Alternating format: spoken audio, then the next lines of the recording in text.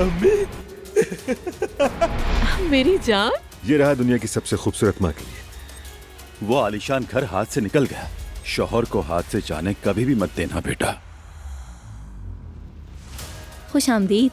मरियम साहिबा के इंतकाल का मुझे बहुत अफसोस हुआ। उसी सोच के साथ मैंने एक फरिश्तों की सीरीज बनाई है ताकि तुम्हारे गम को थोड़ा सुकून मिले। अजलान, तुमने तोहफा दिया इन्हें? क्या तुमने उस कान को ढूंढा? हर वो जगह चेक की जहाँ वो हो सकता था, लेकिन नहीं मिला। हाँ बोलो उमर। उस कान मिल चुका है और तुम्हारा सारा पैसा वापस ले आया हूँ। ये आखिर है कौन जो तुम्हें तोहफे दे रही है? मुस्तफा ठीक नहीं है, तकिए की खुशबू सूंघ रहा है। मैं देखता हूँ। आपको देखकर थोड़ा संभल जाएगा। ये क्या कर रहे हो तुम मैरी के साथ? मुझे मारे बाबा, मार दे मुझे। आप इसके अलावा और कर भी क्या सकते हैं? मार डालूंगा मैं खुद को, मार डालूंगा। मुस्तफा! अम्मी!